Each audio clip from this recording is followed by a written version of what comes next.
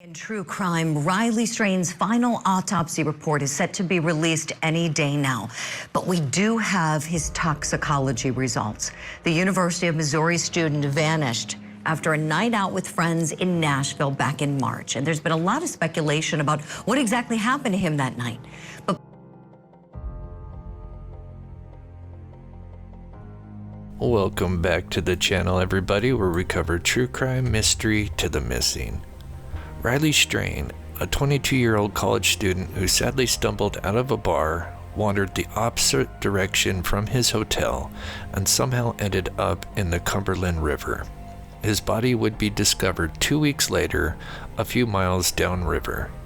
But a lot of people across the country who've been following this story are waiting to know, is this Riley? Will his parents now have peace or closure? In Lamb, we're just now learning that the body found in the Cumberland River is confirmed to be Riley Strain, the missing University of Missouri college student. That's right, Alexander. We're just getting a look at the tweet from Metro Police. But how did he end up in the river is the real mystery. Was it a form of foul play, or was it a tragic accident? During the 2 weeks he went missing, family and friends close to him spoke about how they thought there were many signs that something was off. From Riley mentioning his drink tasting funny, to Riley's strange behavior as he stumbled around outside, to the medical examiner claiming this was an accidental drowning, yet Riley Strain had no water in his lungs. The original autopsy claiming no signs of trauma, yet his pants and boots were missing, allegedly taken by the current of the river.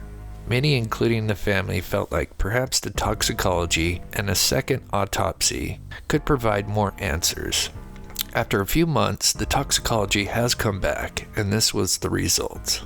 Investigation. News Channel 5 has learned toxicology is now back to go along with the completed autopsy, and all indications are what happened was an accidental death, a drowning. No evidence of trauma or that Strain had been drugged, and no sign he was victim of a crime. This was a horrible tragedy, but that there is no criminal wrongdoing. Our understanding is the medical examiner did just receive some new information and is finalizing the official autopsy report, expected to be public very soon. No surprises are expected, though the case can always be reopened if there are any signs of foul play that emerge. There's nothing to stop the district attorney. So what exactly was his levels of alcohol if he wasn't drugged? Why did Riley mention it tastes like barbecue when referring to his drink? Riley seemed quite impaired, and even though there are cameras everywhere, the one place that Riley Strain apparently went into the river was the one area that didn't have surveillance cameras nearby.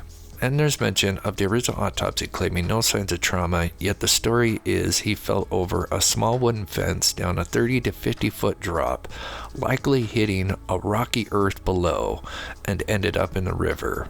His credit card was found just below this drop. Yeah, even if the water was at 6 feet. Or 6 more feet, or whatever that guy's tent is. Because he's talking about how cold. What? You found his credit card? We found his credit card. We gotta hang up. We gotta hang up the phone. Oh my God. Which some believe fell out of his pocket when he flipped over. Yet no signs of trauma to his body? One witness came forward claiming they saw Riley fall into a bush nearby, and said that they saw somebody else with him that was allegedly helping him. But is it possible that they had foul intentions, mugged Riley, and then pushed him into the river after attacking him? Transient man who lives along the riverbank, right where Riley was last spotted on camera per police, near the James Robertson Parkway Bridge. We heard a commotion. We looked back up. He almost fell over. The last bush right there caught him. He was very, very, very intoxicated, I guess. I mean, he was stumbling hard. I've never seen anybody stumble that hard before. The man telling me he didn't check on Riley since someone else was already there. I yelled up. They said, no, he's just drunk. He's okay. The man, who asked not to be identified, says he reported the entire encounter to detectives. He says... To add further to this mystery, the witness who came forward that claimed to be one of the last people to see Riley has now recanted their story and claimed they didn't see anything. We may never know the full truth of what exactly happened to Riley, but his family felt like something wasn't right and asked for a second autopsy to be completed. That second autopsy is supposed to be released any day now, according to recent reports. We will do another video on that when it gets released. Please share your thoughts in the comments below. Please smash that like button, subscribe if you're new to the channel, and thank you so much for watching.